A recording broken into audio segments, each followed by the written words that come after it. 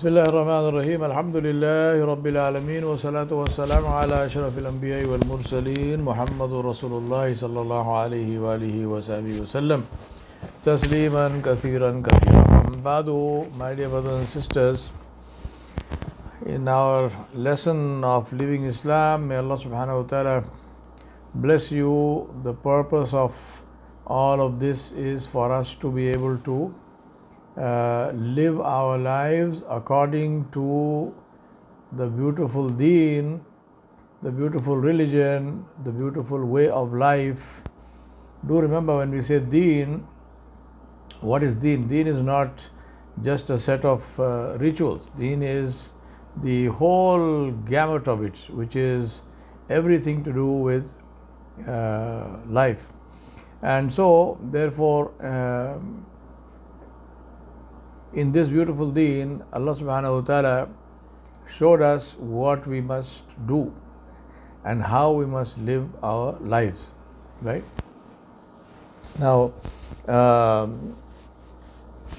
in this deen, I want to talk about one very important thing, which is the controlling of anger. In a very beautiful hadith, which is narrated in many places, in one place, the narrator is Abu Darda radiallahu anhu. In another place, in Musnad Imam Ahmad, this hadith is narrated by Abu Hurairah radiallahu anhu. A man came to Nabi sallallahu alaihi wasallam, and this man said to him, he said, Ya Rasulullah, give me some advice, sallallahu alaihi wasallam. Give me some advice. Then he qualified that. He said, I just want a few words that I can live by. Right? I just want a few words. And then he said, please do not elaborate. Don't give me a long advice, because I might forget those words. So just give me a few words that I will be able to remember and I can take as life advice that I can live by for the rest of my life. Rasulullah sallallahu alaihi wasallam said to him, La taghdab. He said, do not become angry. La taghdab. Do not become angry. Now the man said, Ya Rasulullah, please give me some more advice. And maybe, he asked for a quick, short solution, but maybe he thought, he didn't want it so short. So he asked him again. He said, Ya Rasulullah, please give me advice. Nabi sallallahu alaihi wasallam said, La taghdab. Then again he said, Ya Rasulullah, please give me advice. Rasulullah sallallahu alaihi wasallam said to him, La taghdab. Right?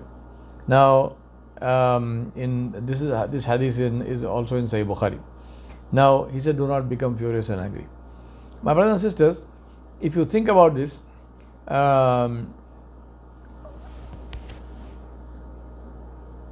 controlling anger. Now remember, Rasulullah sallallahu alaihi wasallam is not saying to him, don't become angry. Right? He says, control your anger. He doesn't say to him, don't feel angry. In another place, Rasulullah sallallahu alaihi wasallam said, the person who is truly strong is not the one who can overcome his opponents. It's not somebody in a wrestling match, he is able to throw down his opponent. This is not the man who is truly strong. He said the one who is truly strong is the one who can control himself when he is angry. Right? Innama ash-shadid alladhi yumsik nafsahu indal ghadab. He said the man who truly has power, shadid, very strong, is the one who is able to overcome himself, who is able to control himself when he is angry. Now, it's a difficult thing. It's not easy, because anger is one of the fundamental emotions, right? One of the fundamental emotions is anger. It's like hunger, for example. And many other similar very fundamental things. If it happens, it happens. I mean, there is no way you can stop being angry. You cannot stop yourself from being angry. You cannot prevent yourself from being angry. In some cases, in many cases, the anger might be unjustified, but still you feel angry. And especially where the anger is justified. And you might say, well, here is a situation where I have every reason to be angry. See the way this other person is behaving. Maybe somebody is abusing you. Maybe somebody is, falsely accusing you of something you never did. People do all kinds of funny things. So it may be many things like this, and you might say, well, you know what? I mean, if I do not get angry in this situation, it means that either I am a complete fool, that I really don't even know what's going on, or I'm a coward. I am angry, but I don't want to say it because I'm afraid of the man.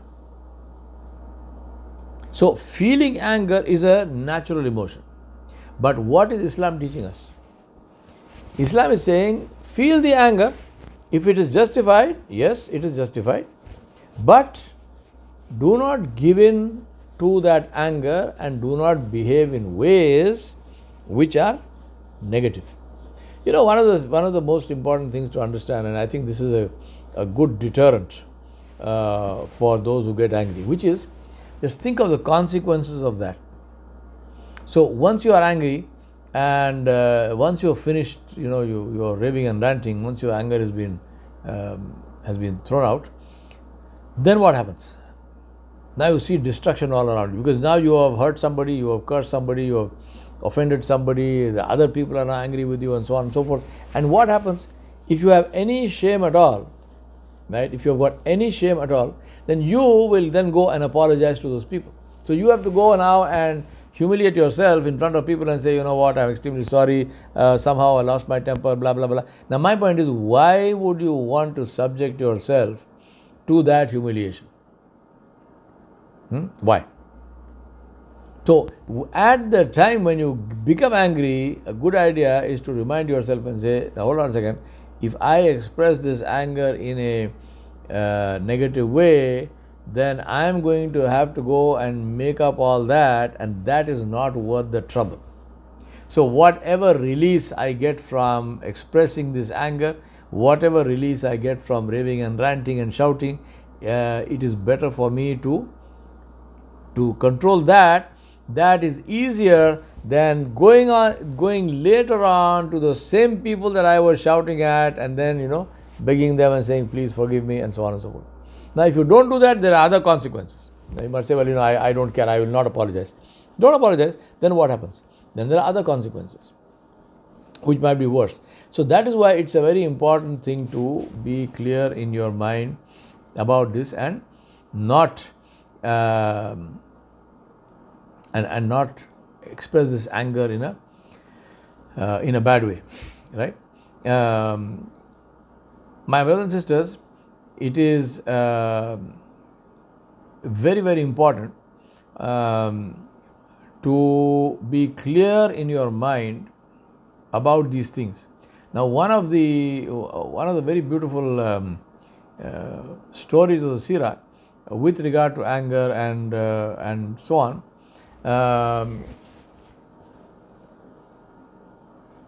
is, let me tell you two stories. One is a story related to the grandson of Rasulullah sallallahu alaihi wasallam, Sayyidina Hassan ibn Ali radiallahu anhuma. He had a slave who was making wudu, and this slave or servant of his brought water to pour, and his water was very hot. It was winter, and his water was very hot, and when he poured the water, he burnt the hands of Sayyidina Hassan. So obviously, he looked up like this at this person, and there was anger on his face.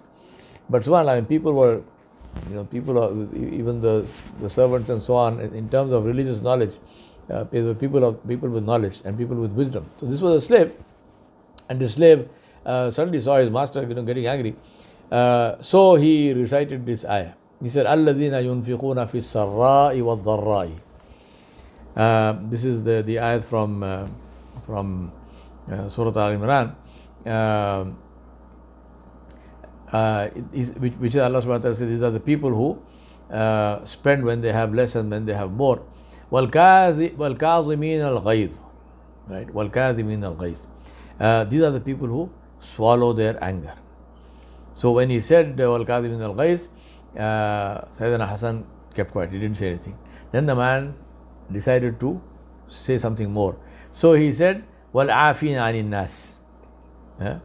He said these are people who forgive people. وَعَافِينَ عَنِ النَّاسِ. So he said, Sayyidina Hassan radiallahu anhu, he said, I have forgiven you. I have forgiven you. And then the man completed the ayat. He said, Wallahu yuhibbul muhsinin. And Allah subhanahu wa ta'ala loves those who do ihsan, who do even more. And Sayyidina Hassan said to him, I have freed you, go. Right? You are no longer my slave. I have freed you. Imagine, this is the beauty of also knowing your religion. Where in a situation where the man may have, Sayyidina Hassan, we don't expect that he would have beaten him or something, but obviously he would have got angry with him. Instead of that, this man actually won his freedom because he knew the Quran and he knew how to respond in that situation. Right? Very interesting story. Another one is another very beautiful story. Is a man came to Rasulullah from the Banu Qurayza, the Jewish tribe, which one of the three Jewish tribes which lived in Medina. So this man came from the Banu Qurayza to Nabi Sallallahu Alaihi Wasallam, and he walked into the gathering and he started yelling at Rasulullah Sallallahu Alaihi Wasallam. And he said, you owe me money. You owe me money. And he started yelling at him. So Rasulullah Sallallahu Alaihi Wasallam said, the date has not passed, meaning that I owe you money, I agree, and I am supposed to pay you by such and such a date. That date has not come. So I will pay you. So he said, you people are all like this. He started mocking, right? He started mocking, and he said, you people are all like this. You are always late with your money. You never pay your debts on time. It's all false. But he started, this Jewish guy, he started, screaming and saying all of this stuff. Now, Sayyidina Umar ibn al-Khattab radiallahu anhu was there, and Sayyidina Umar radiallahu anhu was a very big and powerful man. He used to be a professional wrestler before he became Muslim, and he was a very big and very well built, and being a professional wrestler, obviously he was massive. He was big muscles. So Sayyidina Umar couldn't tolerate. Now he was very forbearing himself, where a woman stood up in the middle of the Jama'ah, and she yelled at him. He kept quiet, and in many other places. But when Rasulullah Sallallahu Alaihi Wasallam is being insulted in front of him, Sayyidina Umar radiallahu anhu couldn't handle it. So he got up and he walked up to that man and he said to Rasulullah Sallallahu Alaihi Wasallam, give me an order, allow me and I will finish him. Allow me and I will rid you of this man. Right? Just give me the order and he's gone. This man is dead. Now the man was obviously afraid because he thought, this guy is going to kill me. Rasulullah Sallallahu Alaihi Wasallam said to Umar ibn al-Khattab radiallahu anhu, he said, this is not why the man came. He said, this is not what we wanted from you. Sayyidina Umar radiallahu anhu, Nabi Sallallahu Alaihi Wasallam is saying, I don't expect you to talk like this to Sayyidina Umar radiallahu anhu. Then he said, so now he said, take the man to the treasury and give him 20 handful of dates or 20 palms, whatever it was, which is what I owe him, and then give another 20 for the way you treated him. Right? And he said, you have to walk him there and you have to pay him. So he's not going to leave here and go away, and maybe there's somebody else who's angry with him and somebody else might attack him or something. You are going to be now his bodyguard. Take him to the treasury, give him, even though it's not due just now, it is due later, so give it to him, the entire amount, whatever is due to him, and give him double that as payment, as punishment, as fine for the way you treated him. So Sayyidina Umar radiallahu anhu now starts walking with this man, and he doesn't want to talk to the guy. But this man says to him, do you know who I am? Ya Ibn al-Khattab. He said, do you know who I am? So Sayyidina Umar radiallahu anhu said, no, I don't know who you are. He said, I am Zayd bin Sa'ana. I am Zayd bin Sa'ana. Now when Umar radiallahu anhu heard the name Zayd bin Sa'ana, he said, Habrul Yahud? He said, you are the rabbi of the Jews? Now, Zayd bin Sa'ana was not just a rabbi of the Jews, he was one of the greatest scholars and one of the greatest rabbis of the time in Medina and elsewhere.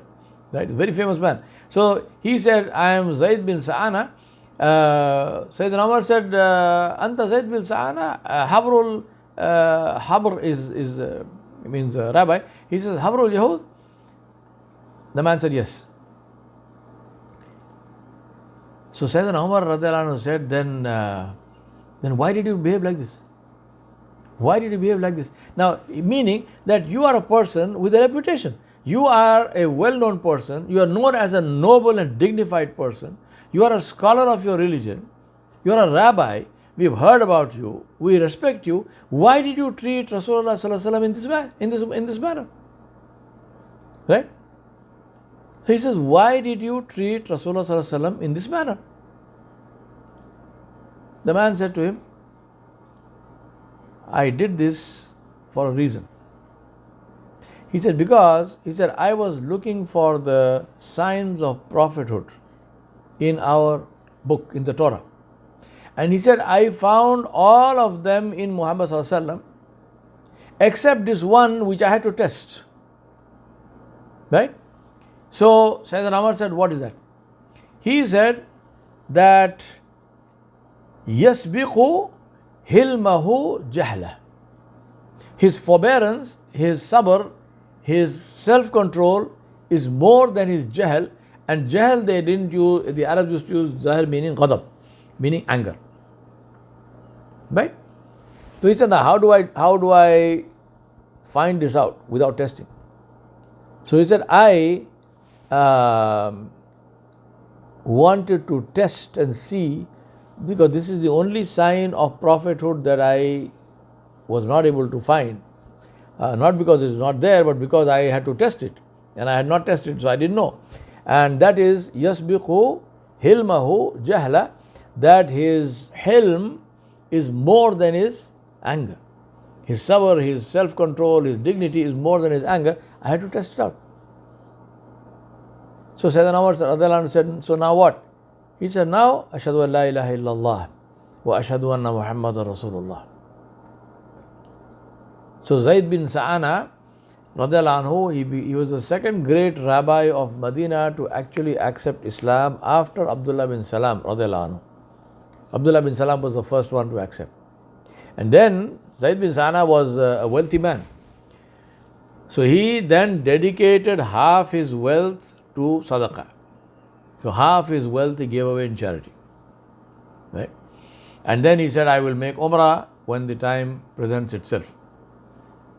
Now, the point is that this is Rasulullah sallallahu alaihi wasallam, and this is the way in which he taught us to control our anger. We know the famous story of Sayyidina Ali bin Abi Talib radiallahu anhu.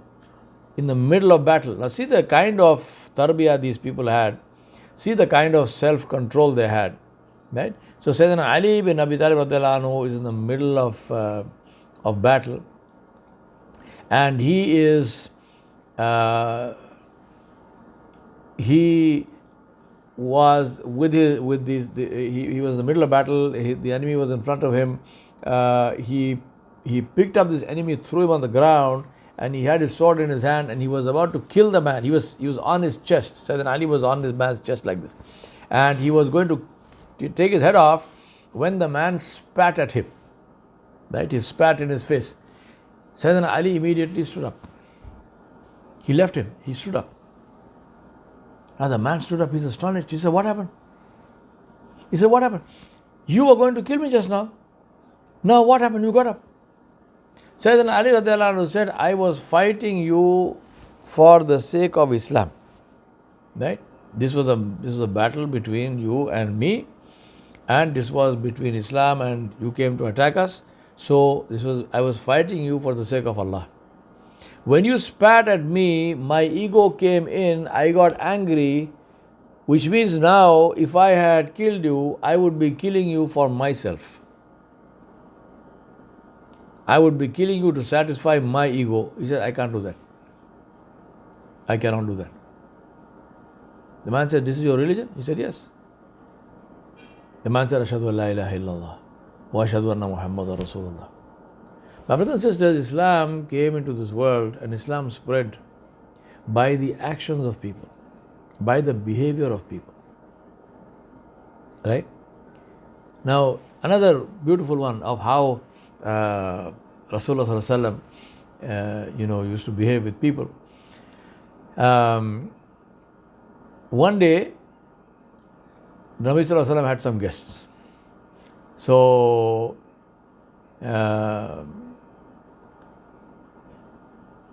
they were all sitting there. And Sayyidah Aisha Siddiqa radiallahu anha was cooking something, right, in the house. And these guests were all sitting there. Now, Aisha radiallahu anha is our mother. She's one of the greatest scholars of Islam, right? One of the greatest scholars of Islam. People used to go to her for fatwa and so on. She's quoted thousands of hadiths and so on. But cooking was not her thing. So she was not a great cook. So some of the other women actually used to tease her. Some of the other wives of Nabi Sallallahu Alaihi Wasallam and others, they used to tease her. They used to say, well, you don't know how to cook and so on. So on that day when Rasulullah Sallallahu Alaihi Wasallam was sitting with his guests, imagine this is the Prophet of Allah, right, himself. He is in his own house. He is sitting with his guests and in the living room, and they're all sitting in a circle like they used to sit at a halaqah. Now Salama radiallahu anha, also the other wife of Nabi Sallallahu Alaihi Wasallam, she realized that these people are here and so on. She wasn't sure what is Aisha doing radiallahu anha. So Salama radiallahu anha sent some food, a dish, to the house of Aisha radiallahu anha, and they placed the dish right in the middle, right? They brought this dish and they prepared. Now Aisha radiallahu anha was preparing her own dish, whatever it was she was cooking, when she suddenly saw this, that they are about to eat this good food that is brought from Salama radiallahu anha's house. So what does she do? Sayyidah Aisha radiallahu anha walks in between all these people. She walks in and she picks up the plate and throws it, breaks it. And then she walks away. Now imagine, put yourself in this situation. If you were there in your house and your wife did this, whatever reason, she did, she was upset with you or whatever. So in front of all of your friends and so on and so forth, she walks in and she picks up a plate and she picks up the plate you're going to eat the food and throws it. What will you do? What will you say?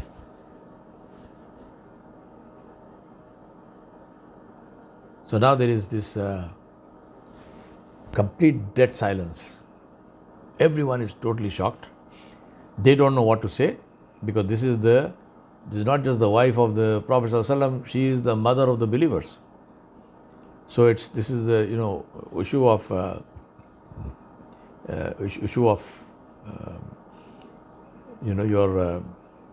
it's an issue of also of deen.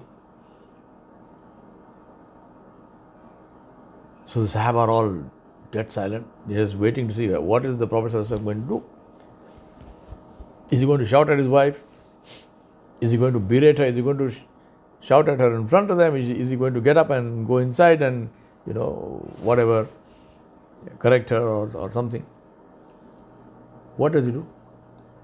Nabi Sallallahu Alaihi Wasallam smiles. He smiles and he says, your mother is jealous. He says, your mother became jealous. And then he says, Kulu, eat. Eat. The food is good, food is there. Let's not waste the food. He said, eat. He said, your mother became jealous. Eat. Subhanallah. And then what does he do? So they finish the food, is eaten, they're all gone. Now what does he do? When he goes inside, he simply says to Sayyidah Aisha, you must send a plate to Salama because you broke her plate, so send her one of your own. That's it. He doesn't say, why did you do that? Should you not have some consideration? I am after all the Prophet of Allah, and you insulted me or what? No, nothing. End of it.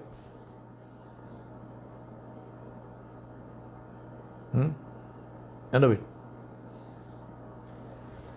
But justice, you broke her plate, so send her a plate, matter is over.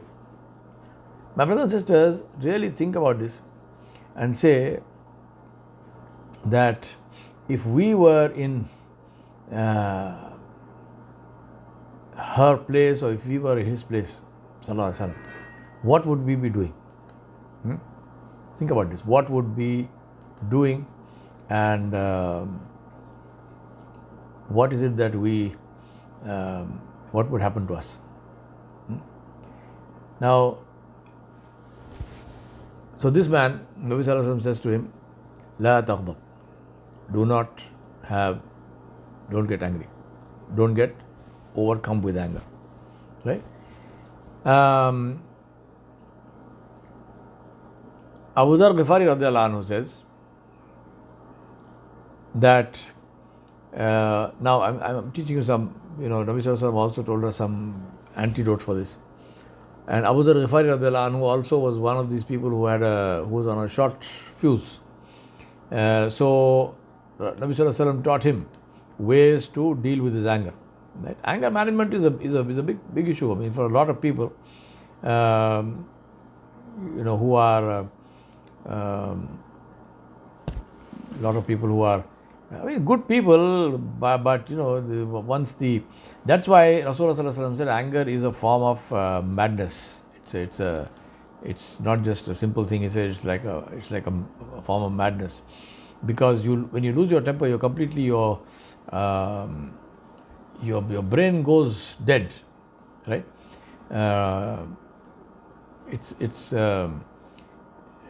Your reasoning power, everything's gone. Yeah, it is just pure passion, and that is where I said, at the end of that, it ends up with more problem than it's worth. So you don't want it to be like that.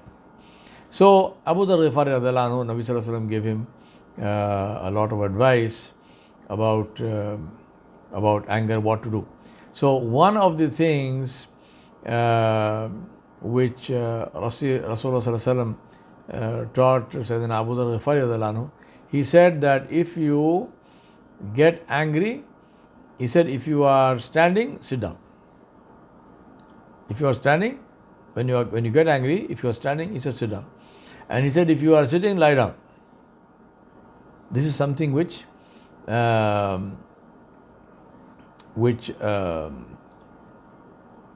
cools anger. He said, if you are standing, then sit down, and if you are sitting, then lie down. Another thing which is very good for controlling anger is to make wudu. Right?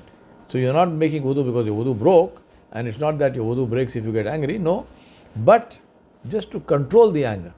Nabi Sallallahu Alaihi Wasallam said, make wudu. So obviously your anger is going to get controlled. Now obviously think about that. You're angry, you want to yell and scream, and now you're going to sit up with the water and so on, and put water on your face and so on, and gargle, and where's the time to scream?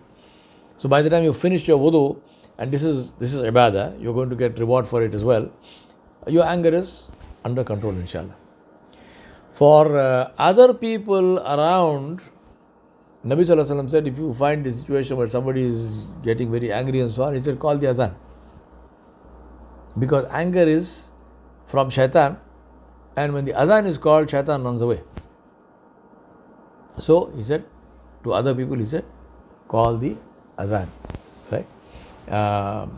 So this is another way of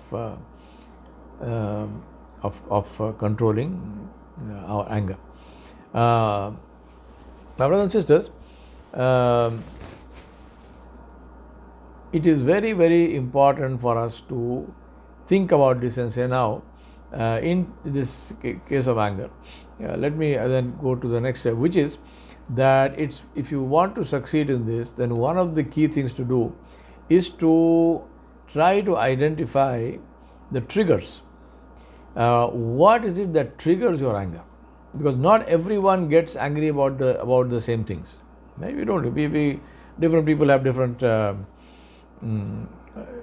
triggers. So it is very useful to identify the triggers which set off the anger, the angry behavior.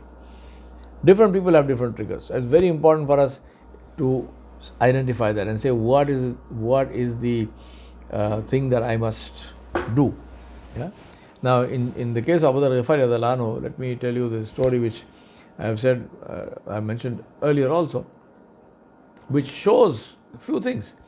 It shows first of all, and most importantly, it shows his own sincerity, and this is the quality of the Sahabi radhiyallahu anhu. But it also shows what I mentioned earlier, which is that because you get angry and say something, then in order to make amends, you end up having to humiliate yourself unnecessarily, which otherwise you would not have needed to do.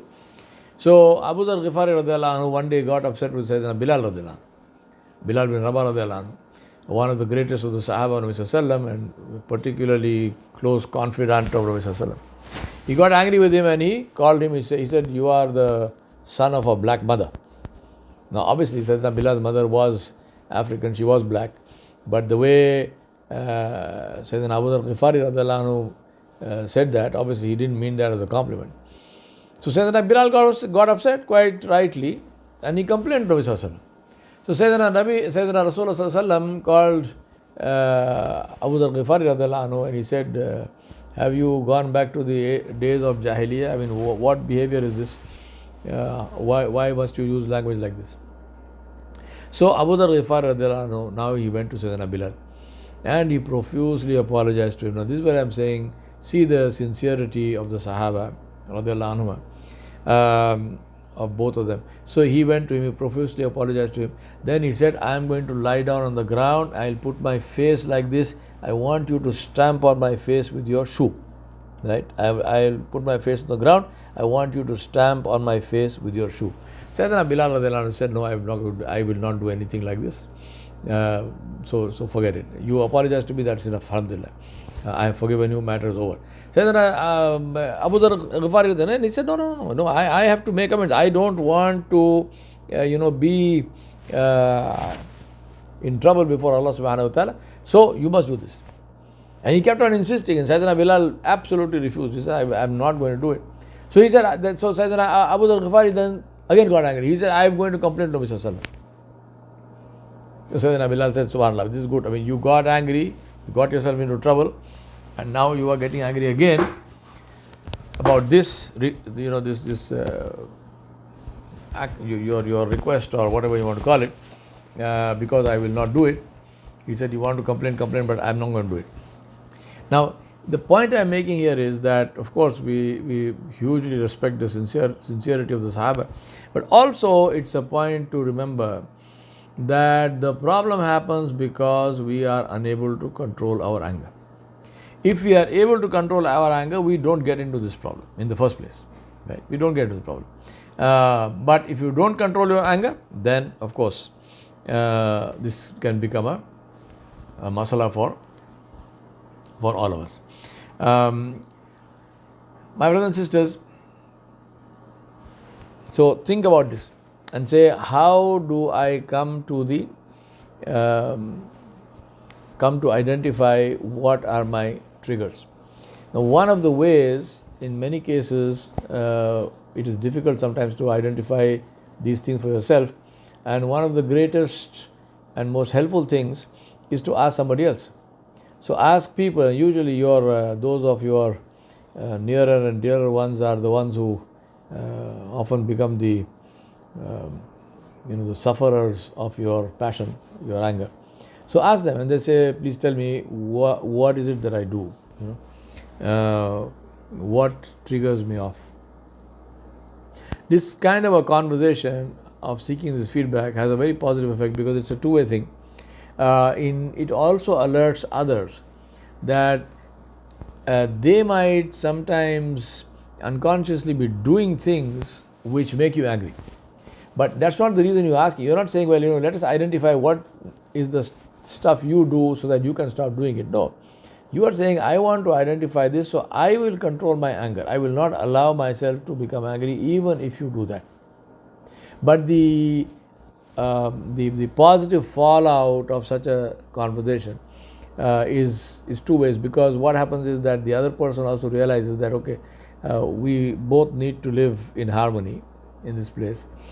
And so if I am going to continue to make statements or do things which get this person angry and more angry, then obviously that doesn't help. And as a result of that, this person is only going to get, it will only get worse.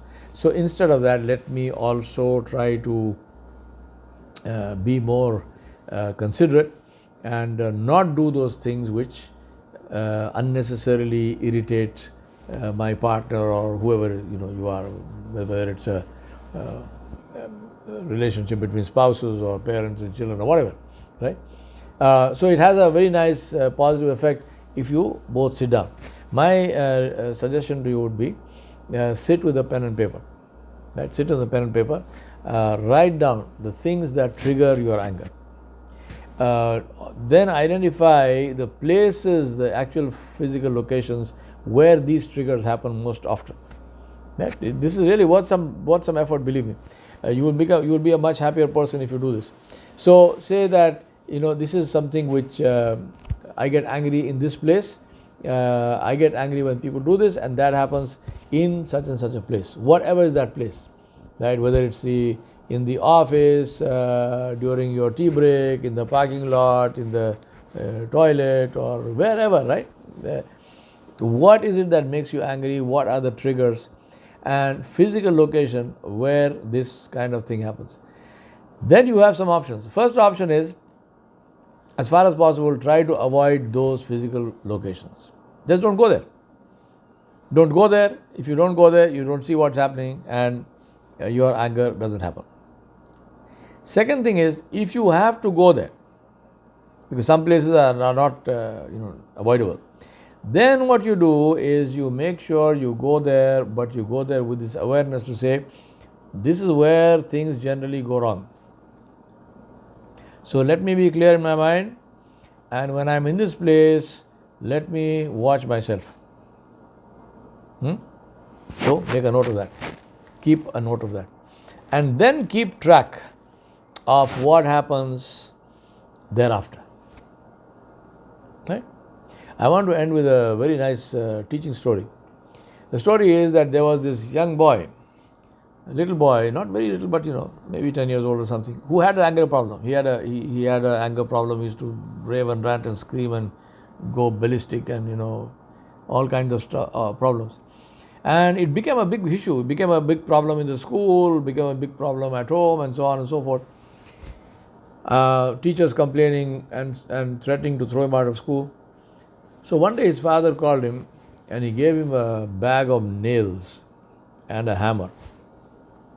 And he said to him, look, he said, do me a favor. He said, every time you get angry, take a nail, and they had their house fence was a wooden fence.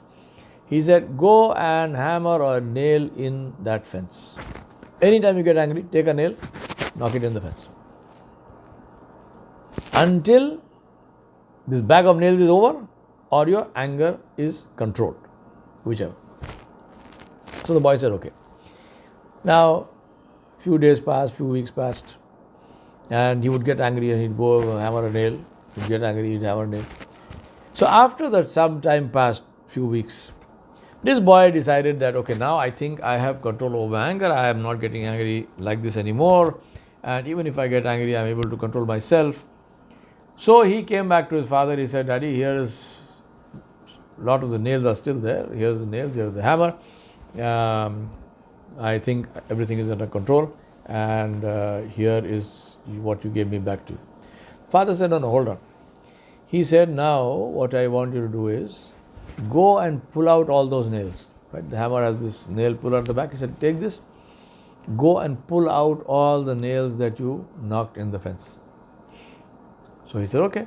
So he went and he pulled out all the nails. The father said, now go look at the fence. How does it look? He said, it has holes. It has all these holes. So the father said, before you started hammering the nails of the fence was neat. It was safe, it was neat, it was clean. He said, now you hammered the nails in and you pulled them out and now the fence has got all holes. It's become ugly. What lesson do you learn? The boy said, the lesson I learn is that I may get over my anger, but because of my anger, I am leaving holes in the hearts of people, in the minds of people. I am leaving scars. So the scars of my anger are ugly. So even though I may go and apologize and whatnot, but I am leaving a scar. So even though I pull out the nail, the hole is still there. I ask Allah subhanahu wa ta'ala to enable us to control our anger and to ensure that we do not get angry and we do not lose our temper and we don't behave in ways which are undignified and which are negative. I ask Allah to be pleased with you and never to be displeased. Wa sallallahu ala nabiyil kareem wa ala alihi wa sahbihi ajma'in bi rahmatika ya arhamar rahimin. Wassalamu alaikum wa rahmatullahi wa barakatuh.